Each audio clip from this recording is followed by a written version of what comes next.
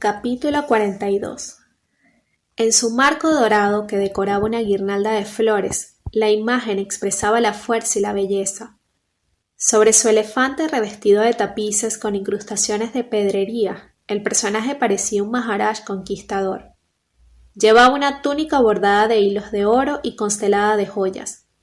Lo único que le diferenciaba de un hombre eran las alas y los 4 brazos que blandían un hacha, un martillo, un arco y el astil de una balanza. Se llamaba Vishvakarma, y efectivamente no era un hombre, ni siquiera un príncipe, sino un dios del panteón hindú, uno de los más grandes. Vishvakarma personificaba en la mitología de la India el poder creador. Los himnos del Veda, los libros sagrados del hinduismo, le glorificaban como el arquitecto del universo, el Dios que lo ve todo, el hacedor del cielo y de la tierra, el creador, el Padre, el dispensador de todos los mundos, el que da sus nombres a las divinidades y se sitúa más allá de la comprensión de los mortales. Pero según el Mahabharata, la cumbre épica del hinduismo, Vishvakarma no era solamente el arquitecto supremo. Era también el artificiero de los dioses y el fabricante de sus herramientas, el señor de las artes y el carpintero del cosmos, el constructor de los carros celestes y el creador de todos los ornamentos. En consecuencia, era el protector de todos los oficios manuales que permiten subsistir a los hombres, lo cual le valía un culto particular por parte de los obreros y de los artesanos de la India. Así como los cristianos glorificaban durante el ofertorio de la misa al Dios del universo que da el pan, fruto del trabajo de los hombres, los indios veneraban a Vishvakarma, fuente de trabajo y de vida. Todos los años, después de la luna de septiembre, en la miríada de oradores de los barrios de chabolas de Calcuta, al igual que en todas las grandes fábricas modernas de los suburbios, su efigie triunfante reinaba sobre todos los lugares de trabajo abundantemente decorados para una ferviente puja de 2 días. Era un maravilloso momento de comunión entre patronos y obreros, una loca fiesta de los ricos y de los pobres mezclados en una misma adoración y una misma plegaria. Como todos los slums, la ciudad de la alegría celebraba con una fe particular la festividad del Dios que da el pan. ¿Acaso aquel amontonamiento de tugurios que componía el barrio no albergaba el hormiguero más fantástico de trabajadores que pudiera imaginarse? Todos los días una puerta abierta que daba a una cueva, los chirridos de una máquina, un montón de objetos nuevos ante una barraca, revelaban a Paul Lambert la presencia de un nuevo taller, de una pequeña fábrica, de una minúscula workshop. Aquí, media docena de niños semidesnudos a los que veía recortando láminas de hojalata para hacer escudillas. Más allá, otros muchachos como Nasir, el hijo de Mehboob, empapaban objetos en baños de vapores deleterios. En otro lugar, unos niños fabricaban cerillas y fuego de bengala, envenenándose lentamente al manipular el fósforo, el óxido de zinc, el polvo de amianto y la goma arábiga. Sin embargo, el artículo 24 de la Constitución india estipulaba que ningún niño puede trabajar en una fábrica o en una mina ni tener ninguna ocupación que entrañe peligro. Casi enfrente de donde vivía el francés, en la oscuridad de una workshop, unas formas ennegrecidas laminaban, soldaban, ajustaban piezas de chatarra en medio de un olor de aceite hirviendo y de metal recalentado. Un poco más lejos, en una especie de cobertizo sin ventanas, una decena de sombras confeccionaban bidi. Casi todos eran tuberculosos que ya no tenían fuerzas para manejar una prensa o tirar de un rickshaw. Si no se interrumpían ni un minuto, podían ligar hasta 1.300 cigarrillos al día. Por 1.000 bidis recibían 11 rupias, 88 centavos de dólar. En otro lugar, en un cuarto minúsculo, Paul Lambert descubrió un día, cerca de una fragua, una enorme hélice de barco. La puerta era tan estrecha que hubo que ensanchar el umbral de tierra apisonada a golpes de pico para sacar aquel mastodonte. 5 hombres consiguieron por fin sacar la hélice sobre unas ruedas y descargarla en un telagarji. El patrón contrató a 3 coolies para tirar de la carreta y les mandó que avanzaran. Las espaldas y la cintura se encorvaron en un esfuerzo desesperado. Las ruedas giraron. El patrón suspiró satisfecho.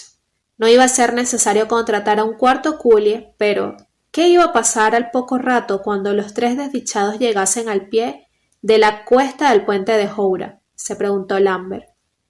¿Cuántos meses o años necesitaría para descubrir todos aquellos lugares en donde niños y hombres pasaban la existencia fabricando muelles, piezas de camiones, ejes para telares, pernos, depósitos de avión e incluso engranajes de turbinas de un sexto de micrón? Toda una mano de obra, de una destreza, de una inventiva, de una maña asombrosa fabricaba, imitaba, reparaba, renovaba cualquier pieza, cualquier máquina. Allí se reutilizaba, se transformaba, se adaptaba el pedazo más pequeño de metal, el más ínfimo residuo. Nada iba nunca al desguace, dirá Lambert, porque todo renacía como por milagro. En las tinieblas, el polvo, el mobiliario de sus talleres, los obreros de Anana, el orgullo del dios que otorga el pan. Con igual frecuencia, eran también su remordimiento. Por razones de docilidad y de rendimiento, gran parte de esta mano de obra era sumamente joven. En el momento de contratar personal, un niño, en efecto, tenía siempre prioridad. Sus deditos son más hábiles y se contenta con un sueldo mísero.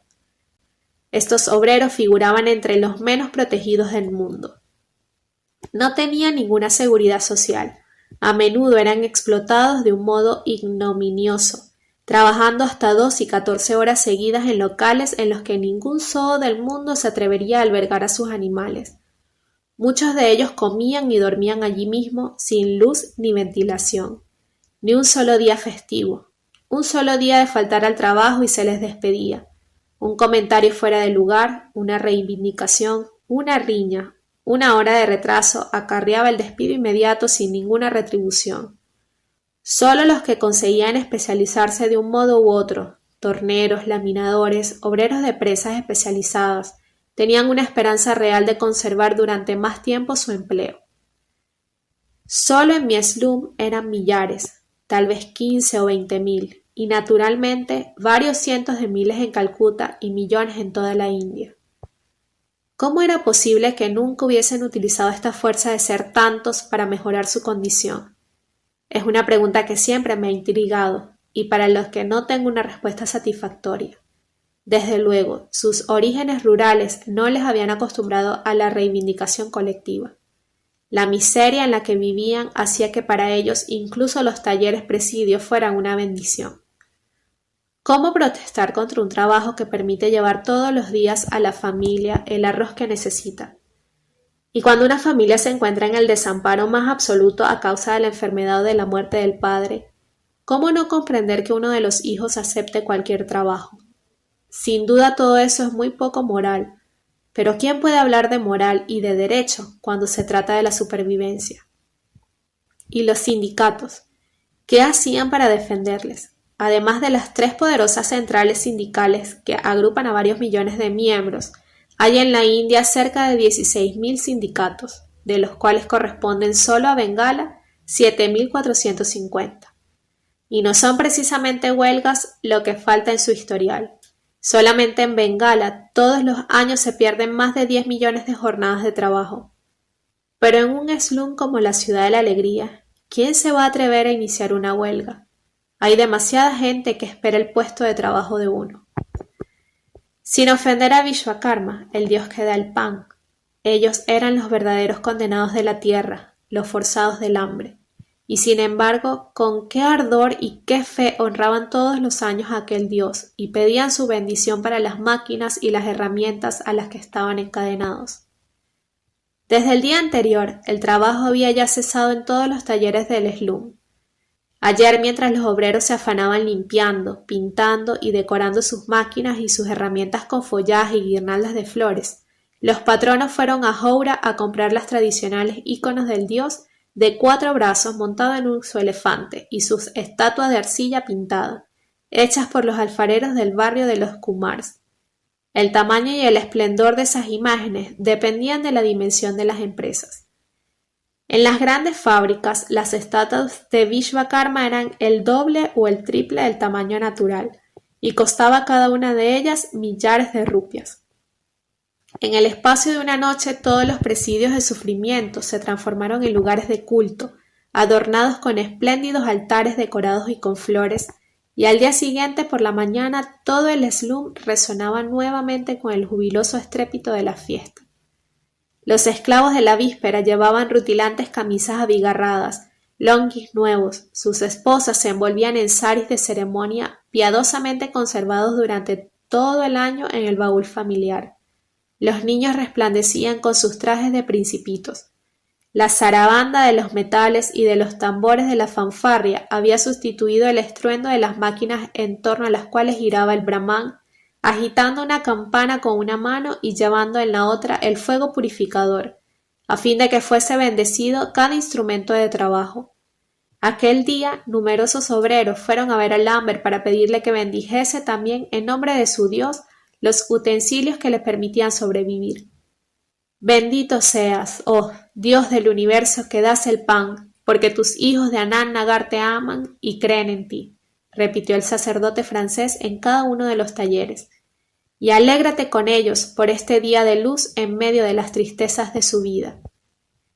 Después de las bendiciones empezaron las fiestas. Patronos y contramaestres sirvieron a los obreros y a sus familias un banquete de curries, carne, hortalizas, curd, puri y ladus.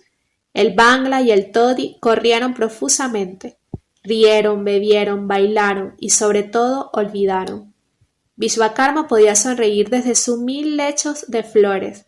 Había reconciliado a los hombres con el trabajo.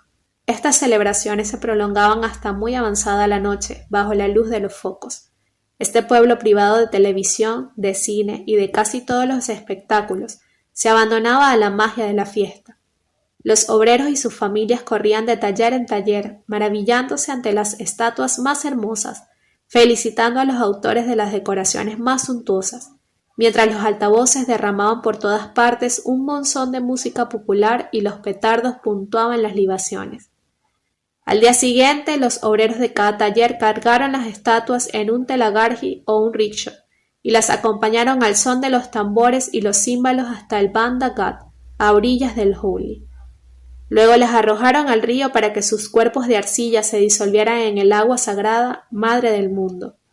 ¡Vishvakarma ki jai! ¡Viva Vishvakarma! Gritaban en aquel instante millares de voces. Luego cada cual volvía junto a su máquina, y el telón caía por un año entero para los esclavos del Dios que da el pan.